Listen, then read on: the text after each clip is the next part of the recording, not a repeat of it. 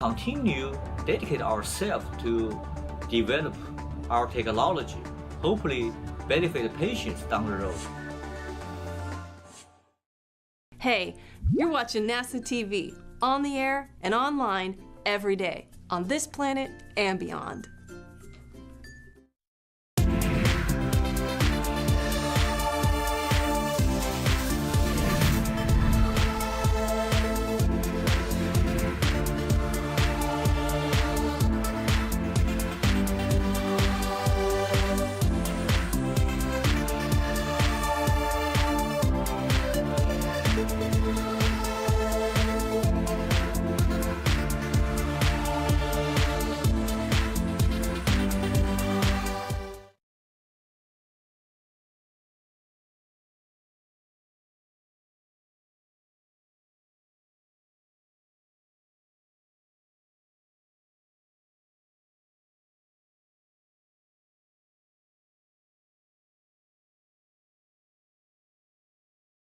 I have the distinct pleasure to introduce our administrator.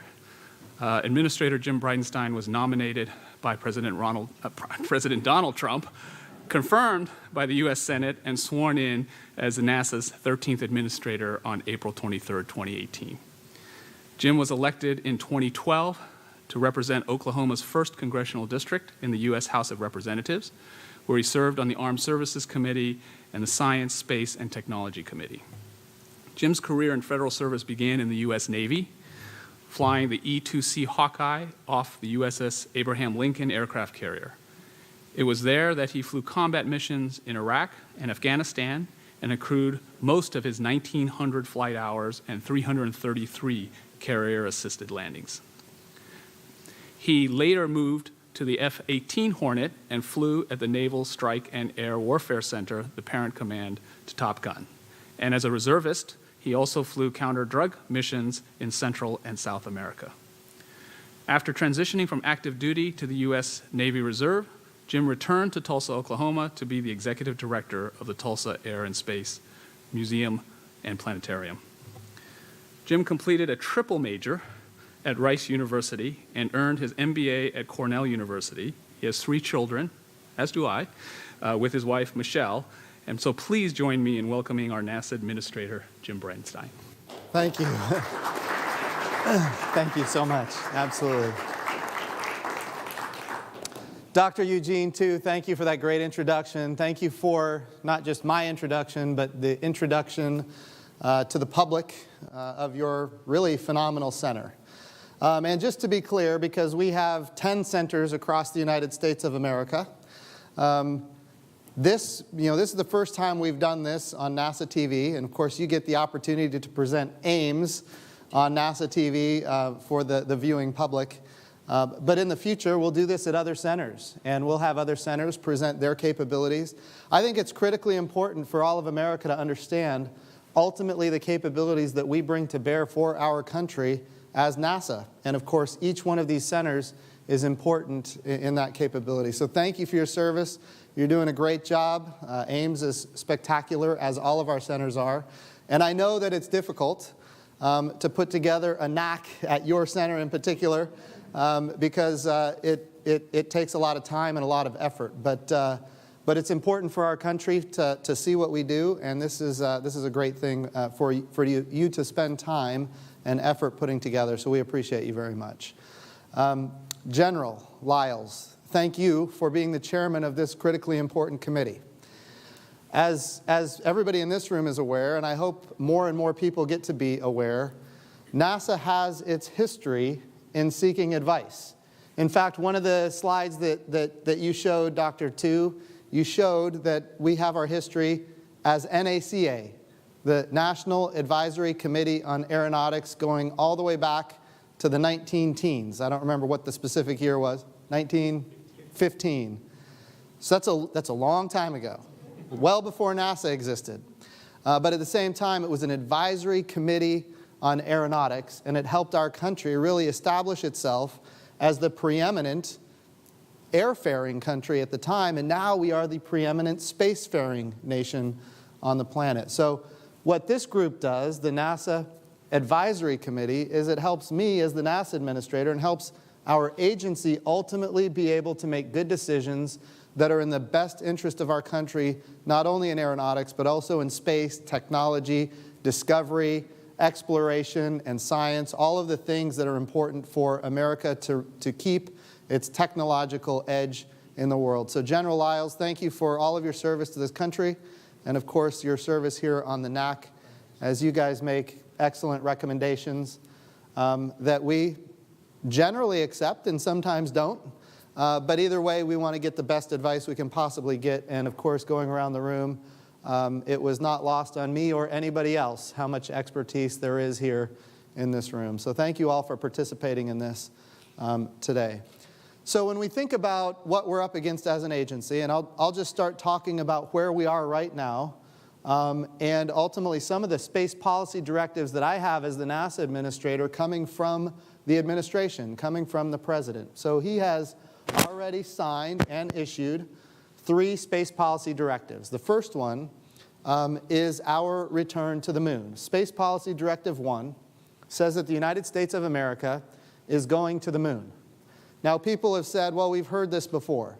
We go back to the Space Exploration Initiative of the 1980s, or the Vision for Space Exploration of the 2000s, early 2000s.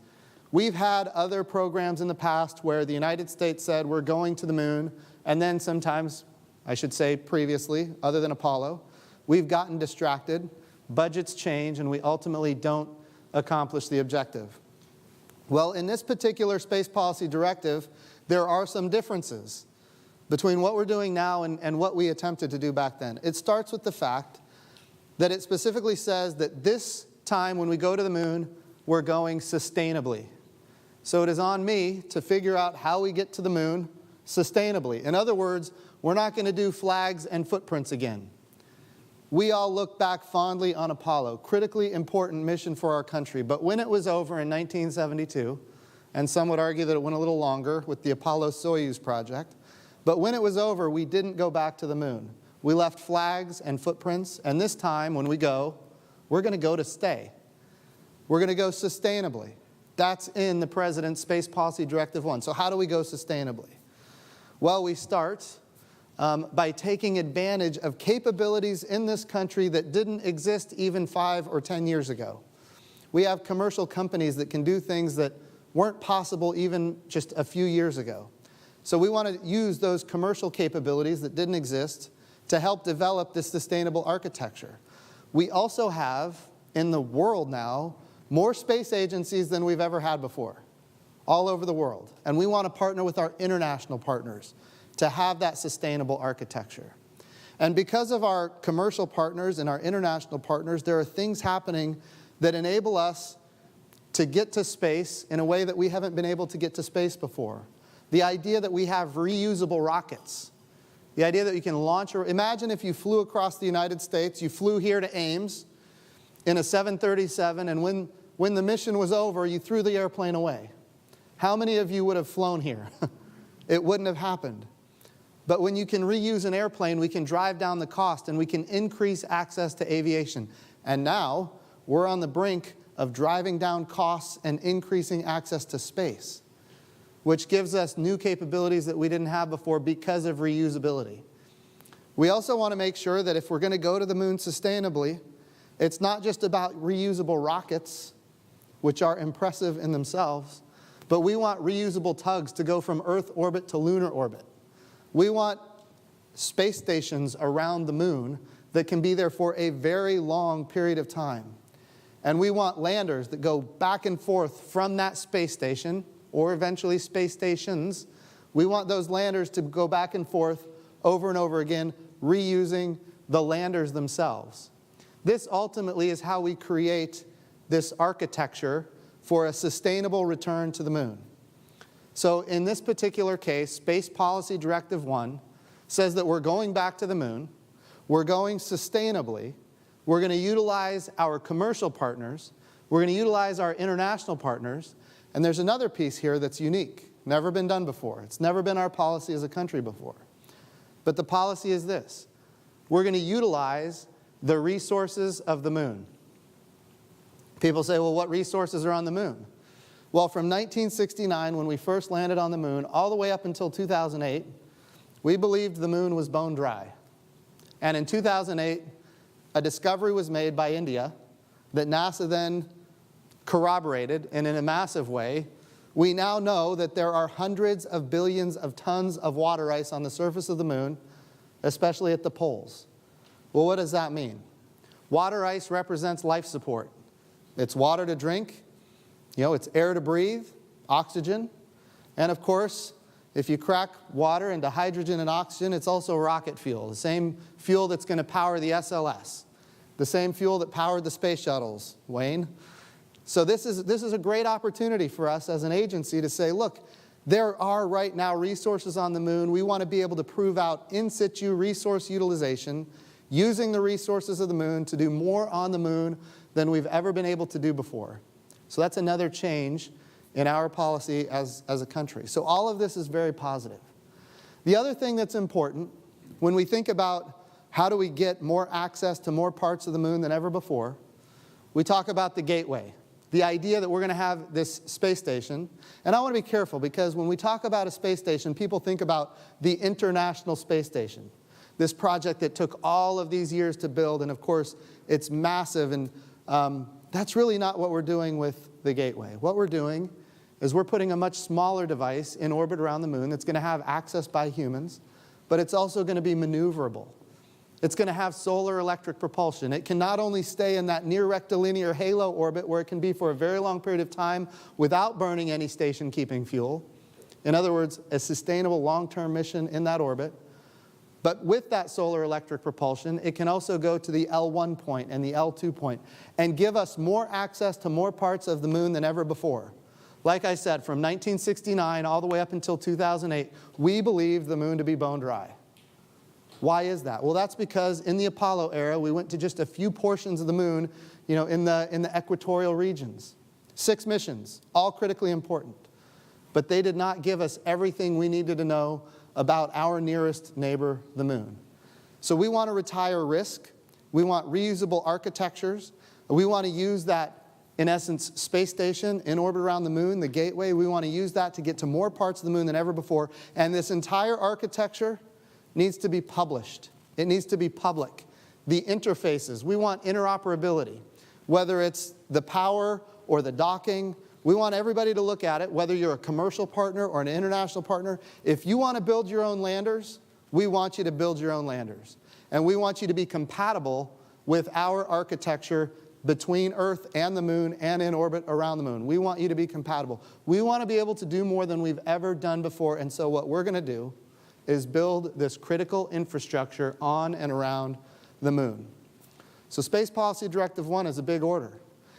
And the last piece of it is we want all of these capabilities to retire risk, prove in situ resource utilization, and we want to be able to replicate that at Mars.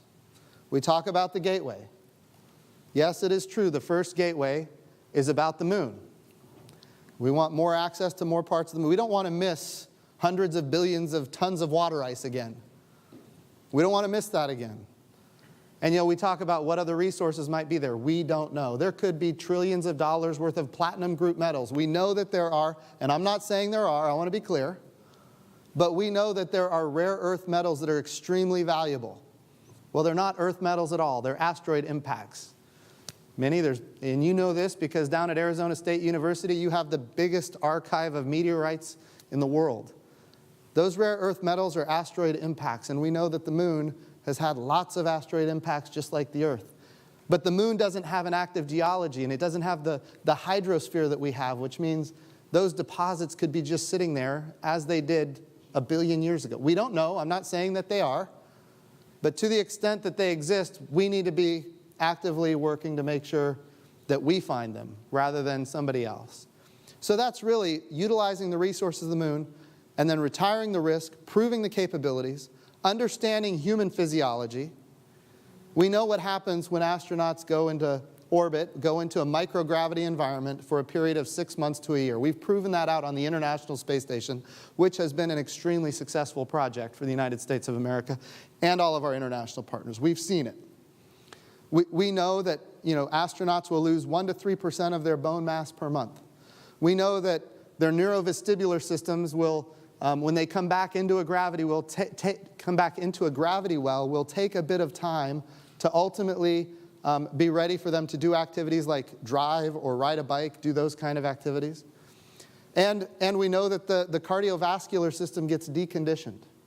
There's other things we don't know, although we're learning more and more every day about what happens in the microgravity environment with physiology, but also in the radiation environment of space. So we're learning these things all the time. We're getting better understanding.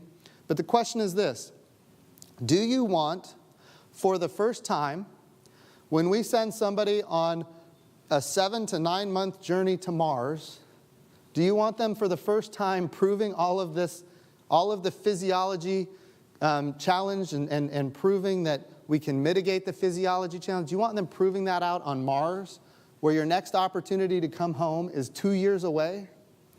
Or do we want to retire all of this risk, both technologically, but also with human physiology? Do we want to prove it out first on a world that is only a 3-day journey home? If we have learned anything from Apollo 13, it is that we can have things go bad and still make it home. And in other words, turn a failed mission into a successful mission. We can do that from the moon. Something like that happens on the way to Mars, it doesn't work out so well. So that's why we have the moon. It can retire risk, we can prove capability, and then we can replicate it at Mars. So this is Space Policy Directive 1. And of course, most of that is going to fall on NASA and our commercial partners and our international partners. So we're looking for advice on how to make this happen in an effective way. Space Policy Directive 2 focuses on the regulatory environment. We know that there are more things happening commercially in space than ever before. Some of the challenges we have as a country is that some capital, in fact a good bit of capital, is heading overseas. And the question is why? Is it because we don't have the technology or the capability? No, in fact, it's because we have a regulatory environment where some people would suggest that we don't have the ability to provide authorization and continuing supervision, which is required under our international obligations. So if somebody in the State Department says we don't have that ability, then launches don't happen. And if launches don't happen here, those capabilities go to other countries. And we want those capabilities coming here. We want capital flowing to the United States, not capital flowing out of the United States. So we've got to work on this regulatory environment. Space Policy Directive 2 focuses us on that regulatory environment. When we think of non-traditional space activities, commercial habitation, the idea that commercial operators are going to put space stations into orbit, that NASA can then be one customer of many customers, that's a good thing for us because it drives down cost. Think about robotic servicing of satellites, doing rendezvous and proximity operations. Again, that enables us to take care of the space environment, if you will, to make sure that we're not littering orbital regimes that could be damaging to future space missions. Think about, again, how do we utilize the resources of the moon commercially, or even mine an asteroid? These kind of activities, right now, we don't have in our country an agency responsible for that authorization and continuing supervision. Space Policy Directive 2 says that we're going to put that activity at the Department of Commerce. And friends, we have to make this a reality, because otherwise these capabilities will go abroad. Go back to Space Policy Directive 1. We're going back to the moon, and we're going with international partners, and we're going with commercial partners.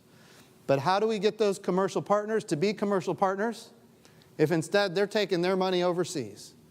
We want our commercial partners to stay here. We want to grow more commercial partners here. That's what Space Policy Directive 2 is all about. Then we have Space Policy Directive 3, which is another big challenge going forward. NASA is one of many agencies that is part of what's called the Interagency Space Debris Coordination Committee. 13 space agencies from across the globe, NASA being one of them.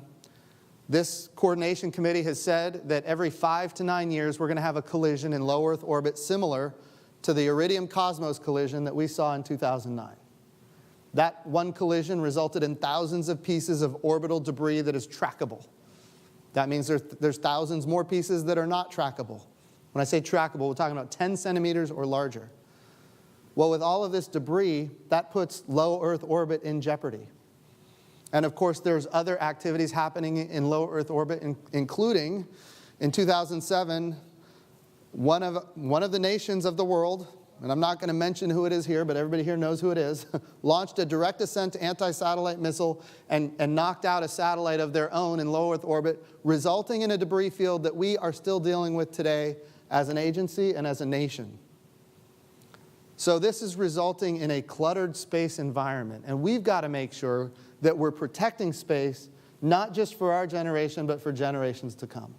So Space Policy Directive 3 says we're going to take advantage of not just our current capabilities, but we're going to build capabilities to provide space situational awareness and space traffic management so that in the future we don't have these kind of collisions and these kind of challenges that could be detrimental to our country and really to the world for generations to come. So these are a lot of things that, again, Space Policy Directive 3 is not focused specifically on NASA, but we do have a role to play. Our role is to develop technologies, to develop capabilities, to partner with institutions, many of which, Dr. Tu, you talked about, academia specifically. How do we ultimately preserve the space environment for future generations? There's a lot of talent all throughout the United States. We need to tap into that. A lot of it's at universities. A lot of it is at those partner institutes that you talk about, virtual institutes. And NASA is going to be directing kind of the process by which we make those decisions and ultimately build those capabilities. In Space Policy Directive 3, that activity will ultimately reside within the Commerce Department. But NASA is going to be involved in developing those capabilities, just like we do for unmanned aerial systems and integrating them into the National Airspace System for the FAA. We develop those capabilities. Once they're developed, we transfer them over to another agency that is responsible for the regulatory environment. NASA is not a regulator. We don't want to be a regulator, but what we do is we do science and technology and we build capabilities. So we have a lot on our plate. 1, we're going to the moon. 2, we're looking at non-traditional space activities and making sure that at the end of the day we have an agency that can provide authorization and continuing supervision. And we're looking at within the agencies that currently do regulation for space activities, that we're streamlining those regulations and making sure that ultimately somebody is responsible for them. Space Policy Directive 3 is space situational awareness and space traffic management. So a lot of activities, and of course we'll be looking to the NAC, looking to folks in this room to give us the absolute best advice possible so that our country can continue to be not only the preeminent spacefaring nation, but also a preeminent nation in aeronautics, which of course a lot of that is done right here at Ames and at Armstrong, where I was yesterday, and other agencies or other centers across the country. So with that, if it's all right, General Lyles, I'll let you take the helm back, and I'm here to answer questions and get feedback. Jim, thank you very much, and thank you for that very, very compelling discussion about NASA and our nation's space program in the future. I'm wondering, though, this is the first time we've broadcast this on NASA TV. Yeah. And all of us are obviously very, very excited around this table. And probably those who tune into NASA TV they're all space geeks like we are. Right. So they're very, very excited about it. How do we get the message out better to the general public in the United States, not just of the future, but all the great things that are happening today with NASA and exploration and science and technology? It is such a compelling story. It's such an exciting story. Yeah. But the man on the street probably is not aware of one iota of the things that are going on. Your thoughts about what we can do differently? So you're hitting on I think a key point, which is important to me as the NASA administrator. I've had the question before. The question is, what do you want your legacy to be as the NASA administrator? I get that when I do these town halls. I visit. I've got one more center you saw all the centers. Dr. Tu showed them all to you. We've got 10 centers across the country. This is my 9th one to visit. I've got one more to go. But I do these town halls with the different programs and projects at each of these centers, and I get this question a lot. And what I would like to do as the NASA administrator is get the word out how important space is to the lives of every citizen in the United States. So when we think about how we communicate, you mentioned NASA TV. Well, NASA TV That's satellite TV. Imagine that, NASA being broadcast on satellite TV, right? You talk about Dish Network or DirecTV. You talk about XM radio or internet from space, broadband from space. All of the ways we communicate. As a military pilot, we were sending high-resolution motion picture images all over the world so decision makers could make split-second, critically important decisions. All of that is possible because of a communication architecture that is commercialized. I want to be really clear, it's commercialized. This is not NASA architecture, but it was all blazed by a trail that NASA blazed. I mean, this capability is available to humanity because NASA led the way. We retired the risk. And when we retired the risk and we made it public, then others could take advantage of it and build these communication architectures that now all of humanity can benefit from.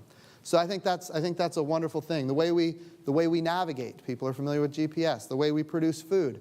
I was at a swim meet with my children the other day in Oklahoma City, and the grandfather of one of the kids in the meet was from Nebraska. And he asked me, so what do you do? And I said, well, I work for NASA. And he says, well, what do you do for NASA? And I said, well, I'm the administrator. And he says, well, what does the administrator do? And right, yeah. And I said, well, I kind of run it, you know. And he says to me, well, now that I know, let me tell you about what's going on. In Nebraska, we're using NASA technology to know when to water, to know when to plant, when to harvest, how to allocate water effectively to maximize the growth of our crops. And he's now created this consortium of other farmers that are responsible for taking this out to all the farmers throughout Nebraska. So this is an amazing kind of development that is enabling the United States of America and others all over the world to feed more of the world than otherwise would be possible. And that's a great thing that NASA has done. So the way we communicate, the way we navigate, the way we produce food, the way we produce energy, the way we understand weather. You get up in the morning, you turn on, channel 2, whatever it is you watch, and you see that green blob on the screen, and you know when the weather's going to be over your part of the country. Well, 80% of the data that goes into that green blob is data from a satellite that was built by NASA for NOAA. So the way we predict weather and the way we understand climate, the way we do national security and disaster relief. We had a conversation earlier about GPS and how important it is. Now, when you think about banking transactions and the timing signal from GPS that ultimately goes through our wireless terrestrial networks, that's important for banking transactions. It's important for the flows of data across terrestrial wireless networks in general, and it's also important for the flows of electricity on the grid. So all of these things, we talk about how important space is to our everyday lives. Now, a lot of these capabilities are Department of Defense capabilities. A lot of them are commercial capabilities. A lot of them could be intelligence community, or it could be, pick your space kind of capability. Commerce, NOAA. But at the end of the day, all of these capabilities are available to the American public because NASA led the way. We retired the risk, and we made this available. It has elevated the human condition, not only for the United States, for all of the world. And you think about what part of the budget it is. We're talking about, at this point in American history, we're talking about 1/2 of 1% of the federal budget that has lifted and enabled all of this kind of capability. And I've only just begun to scratch the surface. There's so much more. But if I can do anything, communicating that out to the world is important. How do we do that? I think I'm the first NASA administrator to tweet, which is kind of, I have gotten some feedback on that maybe that's not professional. But it's important. Why? Because we're trying to reach a new generation. And guess what they read? They read Twitter. And they read Facebook. And it's not just the new generation. I can tell you that. My parents are involved in that as well. So, but we want to reach more of the world than ever before. Social media is a big piece. And if I can do anything, the question about legacy, how do we get that message out? We can partner with all kinds of different communication capabilities. A lot of people don't realize the history here. You look at the NASA logo, the meatball. You guys know where the meatball came from? it was made by Walt Disney. That's the kind of partnership and the relationship. It was between Wernher von Braun and Walt Disney, that relationship, and they wanted to make sure that we put NASA into every part of American society, including Disney animations. And of course, they created the meatball. So these are the kind of things that we ought to be doing. Now, there's a whole host of things that we should be doing that would enable us to get the message out more. In some cases, we're constrained. We're constrained by traditional regulation. We're, in fact, maybe constrained by law. One of the things I'd like to introduce at this point is a new committee that we're standing up with your help, and I appreciate you. Is it all right if I kind of start that process? Yes, sir. It was going to be my next question to ask about that committee. Go ahead, please. Absolutely. So one of the things I think about is, my children can tell you all of the players on the Oklahoma City Thunder basketball team, or all of the players on the Houston Rockets, for example. They want to wear the shoes of the players on these teams, and they're embedded in the American culture in a way that is amazing, and that's good. I think that's fantastic. I'd like to see kids growing up, instead of maybe wanting to be like a professional sports star, I'd like to see them grow up wanting to be a NASA astronaut or a NASA scientist. And so how do we make that a reality? Don't get me wrong, there are kids that want to do that, but it's not nearly as prevalent as the sports stars. So we think about, I'd like to see, maybe one day, NASA astronauts on the cover of a cereal box, embedded into the American culture. And there's a lot of different ways that we can embed NASA into the American culture that maybe have been done historically but aren't done today. And if we can go back to that, I think it'd be good. We need to look at the regulation and the policy and the rules that have come about that created an environment that maybe is not as permissive as it has been historically. But if we follow through on commercializing low Earth orbit, which is important so that we can go further, we can use NASA resources to go to the moon and go to Mars. We need to commercialize low Earth orbit, make sure that there is no gap in human activity in low Earth orbit. If we're going to do that kind of activity, we have to figure out what are the ways that we can do that are unique, that maybe haven't been tried before. And to do that, I have requested, and you have obliged, in the creation of a new regulatory and policy committee of the NAC. And I have appointed Mike Gold, whom I've known for a while, even in my previous life as a member of Congress, who is an attorney that can help us sort through what the reality is, maybe compared to some of the lore, if you will, and ultimately help us figure out what are the best ways to maximize the exposure and enable us to commercialize NASA, a lot of NASA's capabilities in low Earth orbit, so that we can do things, we can use taxpayer resources to go further and do more. So Mike, if you'd like to take a few minutes to talk about kind of what your direction is. Yes. Thank you so much. Let me just begin by thanking you, Administrator Bridenstine, and the Chair, General Lyles, for this opportunity to serve on the NAC and for your support in forming this Regulatory and Policy Committee. NASA is famous for overcoming Herculean technological challenges, landing on the moon, putting rovers on Mars, and imaging far-flung planets and galaxies. However, in this new era of public-private partnerships and commercial space development, conquering regulatory and policy hurdles can be just as important to the agency as any engineering challenge that NASA may face.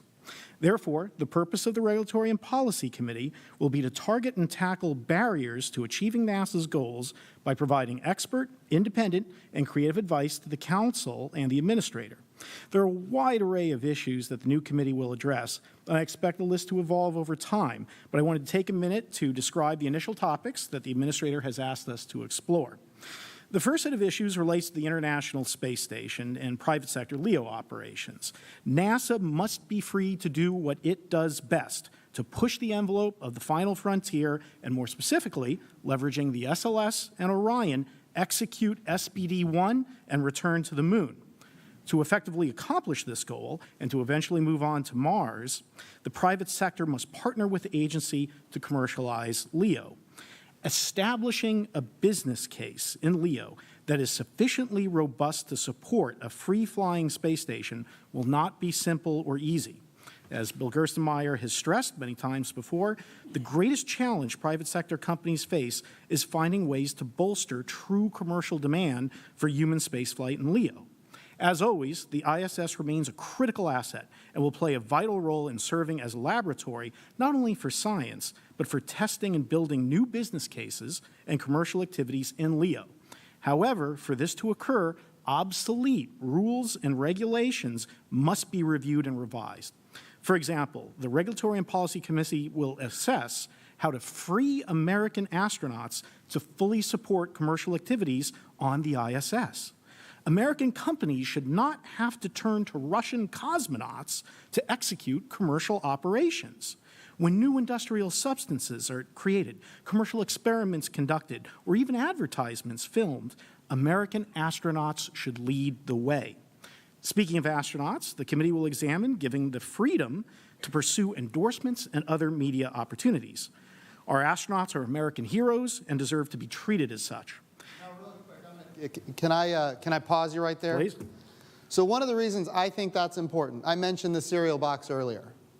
One of the reasons that's important, we now have commercial astronauts. We're now going to be, because of Commercial Crew, which is a capability developed by NASA, we have astronauts that are going to be flying to the International Space Station that are not NASA astronauts.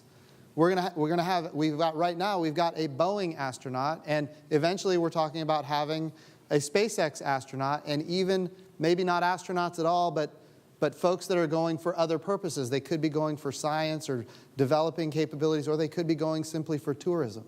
So with all of this kind of thing developing, the question is this: if those astronauts are not limited in kind of the way they are able to promote themselves, then should NASA astronauts be limited in how we promote NASA? And I'm not saying that this is an easy challenge to address, but I will tell you from my perspective as a Navy pilot, we have a shortage in naval aviation that is drastic, and in Air Force aviation. I know we've got General Levy here as well. Why is that shortage there? Because you can go to the airlines and get paid hundreds of thousands of dollars, or you can get paid much less by staying in the military. Now, we have kind of created that with this Commercial Crew, which is good. I want to be clear. I want the free market to work. But we also have to think about what is the future for NASA astronauts in this environment. So I wanted to make sure that we address that. And certainly right here in Silicon Valley, I'm sure Dr. Toot can tell you how difficult it is to recruit and get people, and the expense of living out here. And speaking of branding, Mr. Administrator, I think we might have to charge Mountain Dew for this at some point. This is a good opportunity. So, as you say, we need to find ways to allow astronauts to engage with private sector companies and the media to ensure that the astronauts, NASA, and STEM return to a place of importance in popular culture. The nation should fully leverage our astronauts as ambassadors to inspire the engineers, mathematicians, and scientists of tomorrow. Beyond astronaut endorsements, the committee will tackle branding opportunities on hardware, including rockets and other spacecraft. Such branding will help enhance the exposure of space activities in the popular culture and will begin to validate a business case that future private sector operations will need to leverage. So, Dr. Lyles, this goes right to the heart of your question. How do we make sure that America is aware of what we're doing? And we saw from Dr. Tu all the wonderful things that we are doing just here at this one center. We're doing a lot more across the entire agency. So one of the ways we can do that, and we're talking about potentially, is it possible for NASA to offset some of its costs by selling the naming rights to its spacecraft or the naming rights to its rockets, which I'm telling you, there is interest in that right now. The question is it possible? And the answer is, I don't know, but we need somebody to give us advice on whether or not it is. Yeah. Going beyond that, NASA can and should act as a catalyst for private sector LEO commercialization. To this end, the committee will explore equitable methods for NASA in collaboration with commercial crew providers to utilize excess seats for commercial activities and for reimbursed funds from those activities to be leveraged by the agency, potentially to purchase volume and/or services on private sector habitats to the ISS or free-flying commercial space stations. America must maintain a presence in LEO.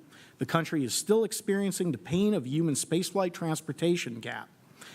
We cannot allow history to repeat itself by saddling future generations with a space platform gap. We owe it to ourselves and our children to do better than that. And this committee will do its part to identify regulations and policies for the administrator's consideration in support of private sector LEO development. Looking forward to a future wherein LEO is populated with several private sector space stations, we must not lose the hard-fought victories of the ISS and the singular global collaboration that the station represents. Specifically, this committee will provide the administrator with recommendations on revising the ISS's intergovernmental agreement and expanding its scope potentially to include private sector habitats and stations. In addition to reviewing the IGA, the committee will explore NASA's role in supporting the regulatory streamlining articulated in SPD2. For example, second only to gravity, the ITAR has been the greatest barrier to the liftoff of many commercial space enterprises. The committee will explore how NASA can contribute to ensuring that when a product or service is widely available in the international marketplace, that commercial development is not held back when doing so only hurts American capabilities and interests. The committee has been tasked by the administrator to provide recommendations on SPD3 as well. We are in an era where hundreds of satellites can be deployed in a single launch. There has never been a more important time to tackle space traffic management, and this committee is eager to review and identify how NASA can help support the laudable goals and objectives of SPD3. Last, but certainly not least, the committee will examine regulations preventing the harmful contamination of the Moon, Mars, and other celestial bodies. We need to adopt policies that meet the invaluable principles of the Outer Space Treaty, but do so in a manner that ambitious commercial missions to the Moon or Mars are not unnecessarily hindered or outright prohibited. These are all substantial challenges, and the committee will soon be populated with a team of regulatory and policy experts who are working on the front lines of commercial space to tackle this ambitious agenda. Again, I'm grateful for the opportunity to serve on the NAC, thank the administrator, and to work with NASA at this critical juncture, and look forward to helping the agency achieve escape velocity from red tape. Escape velocity from red tape. So you hit a lot of things in there that could be perceived as provocative. And I want to be clear, we have not made any determinations, nor have we prejudged the outcome of the committee that you're going to chair. But we talk about commercializing low Earth orbit in a way where there is no gap in low Earth orbit. We want to make sure that from the International Space Station to whatever comes next, and there's going to have to be something that comes next because it can't last forever, in that process, how do we commercialize low Earth orbit? And there's lots of things that can be done. Some of the challenges that I've heard about as the administrator is that our astronauts are prohibited from doing certain experiments that are on board the ISS because those experiments might one day make a profit for a company that has purchased access to the ISS. Now, this could be, the idea, what does NASA do? NASA works to retire risk and commercialize capabilities so that we can move on to other things. And so, I see that did you want to address that? Well, capitalism works really well here on Earth. There's no reason we shouldn't be embracing it in LEO. Okay, got it. Well, the idea, though, you mentioned if our commercial crew partners have 7 seats, how do we take advantage of those 7 seats for them in a way that helps their bottom line and at the same time offsets our cost? And is that feasible? Is it possible legally, regulatorily? And so the goal here ultimately is to commercialize low Earth orbit, to make sure there's no gap in low Earth orbit. And when I say commercialize, we're talking about industries that could be formed around low Earth orbit in a microgravity environment. Some of the things that we've talked about are pharmaceuticals, for example, development of, no kidding, this came out in the last National Space Council meeting, chaired by the Vice President. There was a gentleman there from Indiana. I wonder how that happened. But he had a story to tell about the ability to use adult stem cells to 3D print human organs in a microgravity environment in a way you can't do on Earth.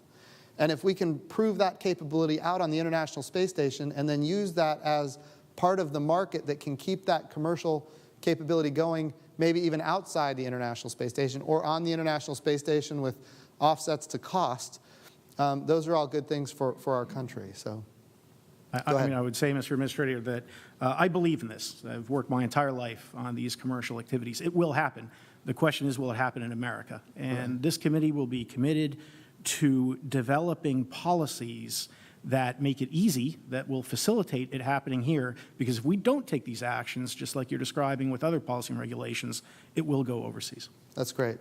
Well, I'm looking forward to seeing, we're going to start populating that committee with experts from across the country with a broad, a very diverse set of views and capabilities and backgrounds, and ultimately seeing where that goes and what is in the realm of possibility. Because right now we don't know, but we're going to start asking these tough and in some cases provocative questions, so at the end of the day we can get from point A to point B in the fastest way possible. So appreciate you jumping in to tackle that.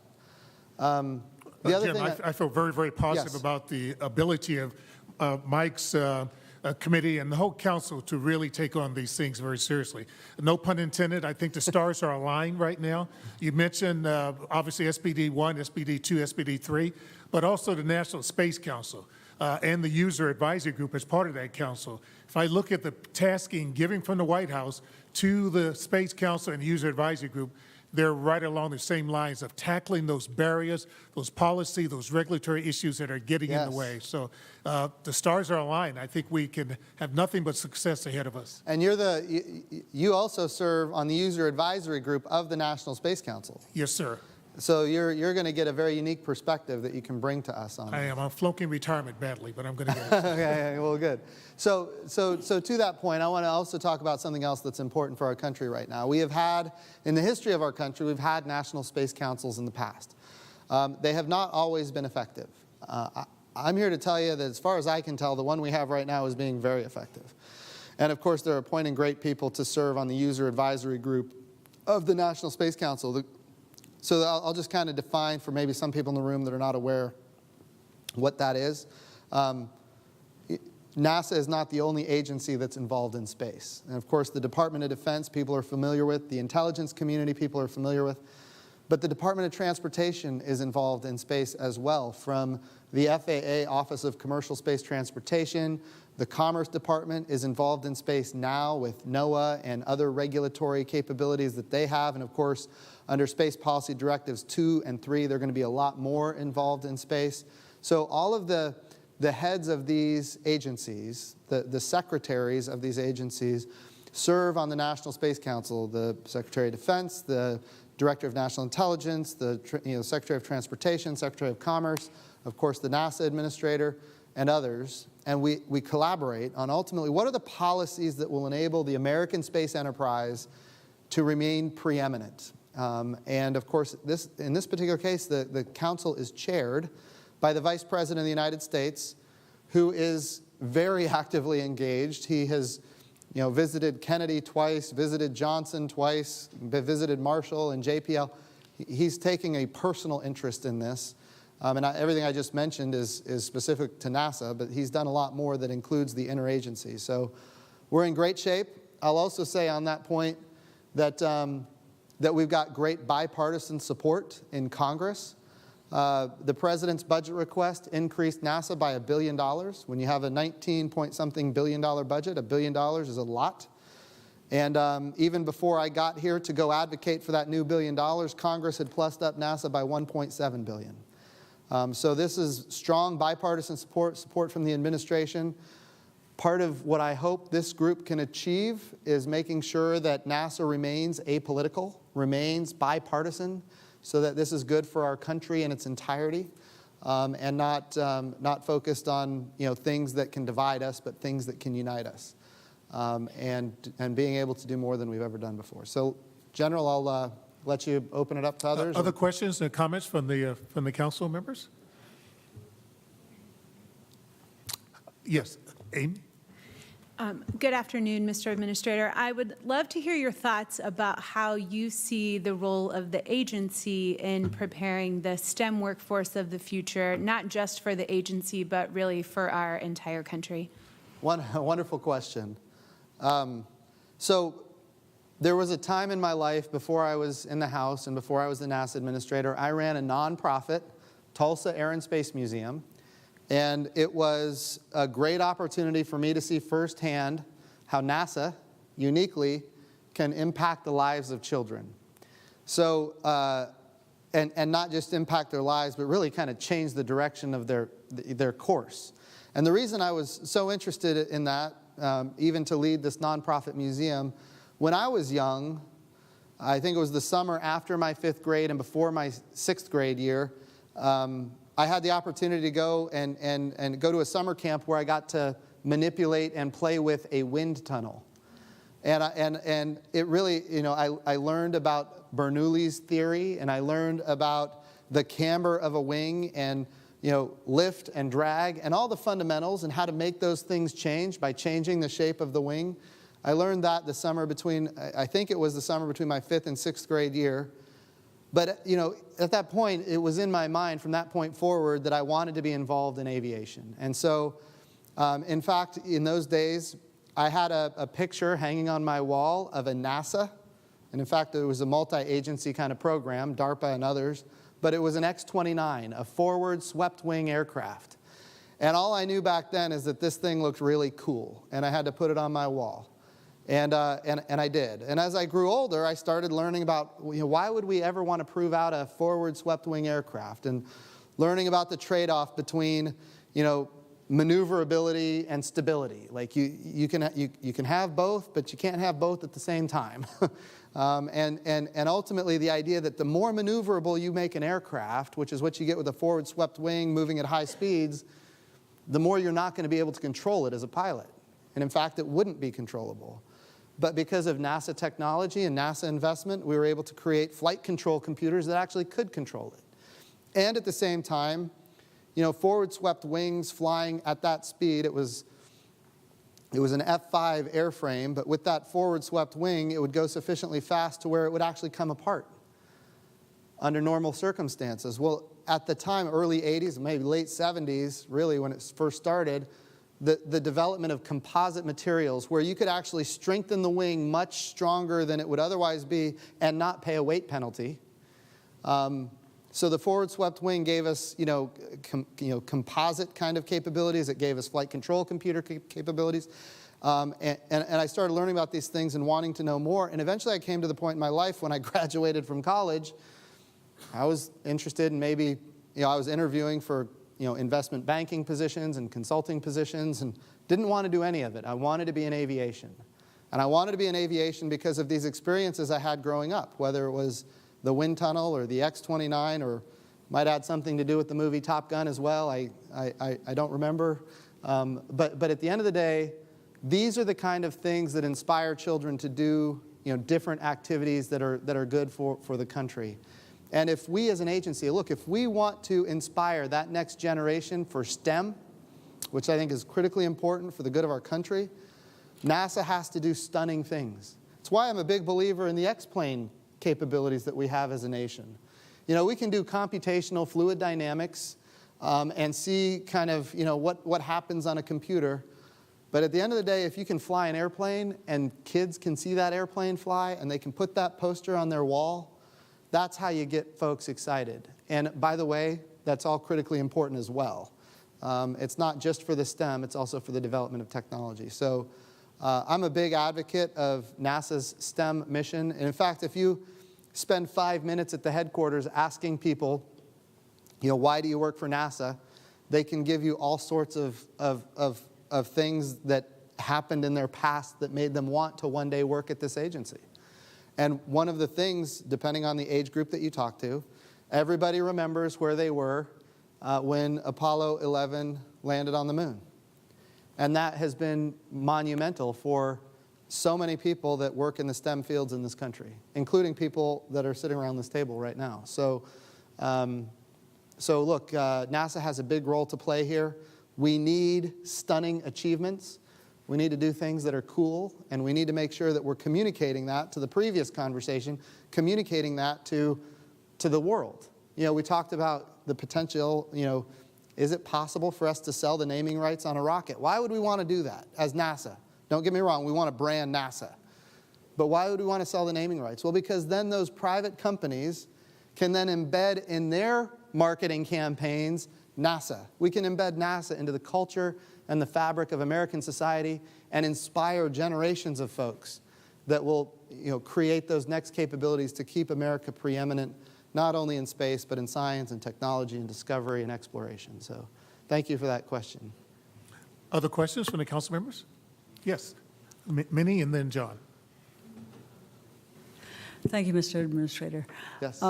There is some really incredible science that could be facilitated and it could be implemented as part of the implementation of Space Policy Directive 1, and in all areas of the NASA science portfolio. And so I was wondering if you could talk a little bit about how you might prioritize some of the science that might happen. Another great question and important for the agency. And I'm glad you asked it because I want to make sure before my time here ends, I'm going to ask Thomas to talk. Thomas Zurbuchen, the Associate Administrator of the Science Mission Directorate at NASA. I'm going to ask him to talk about some things. But it's a good question. And I'll tell you how I think about it, because I talked for a second about why we want to make sure NASA remains apolitical and nonpartisan, because ultimately that's how we're going to be able to do more and find a lot of support in the House and in the Senate. In order for me to achieve that objective of remaining apolitical and bipartisan, I'm going to follow the guidance that comes from the National Academy of Sciences through their decadal surveys. So when you think about those decadal surveys, you've got astrophysics and earth science and heliophysics and planetary science.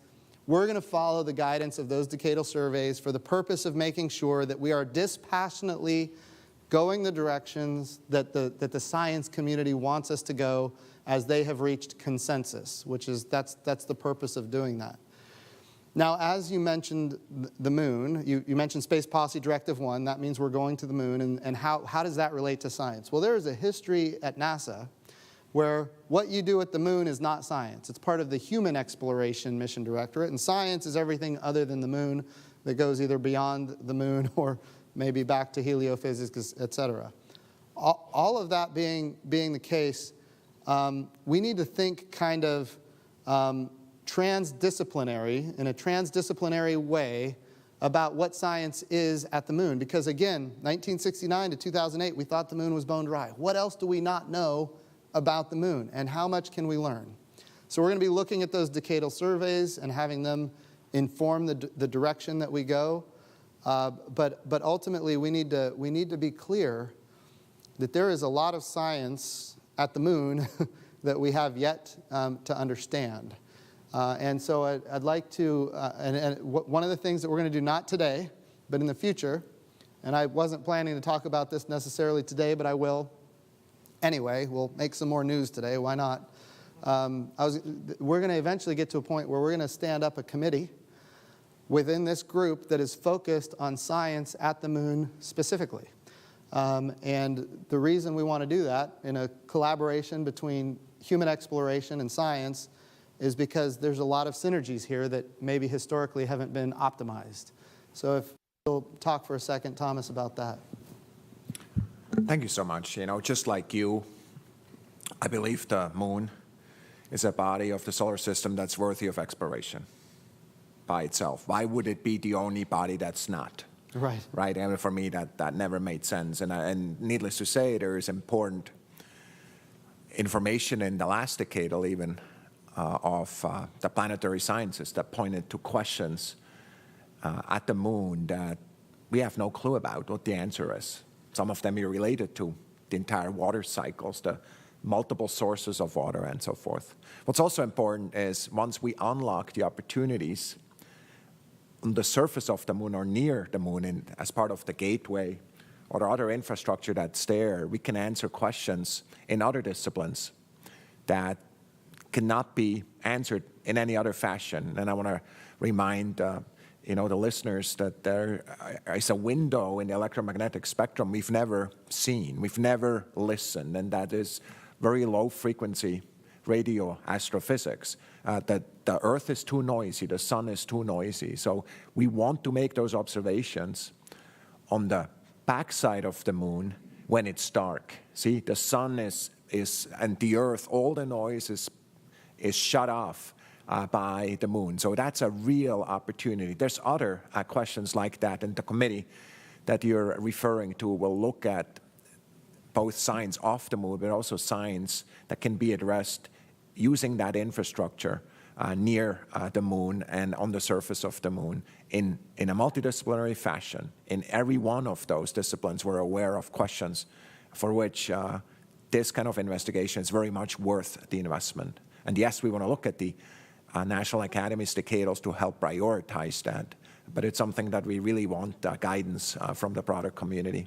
That's great. That's great to hear. Bill, did you want to, obviously this is a collaboration between HEO and science. Did you want to add anything to that?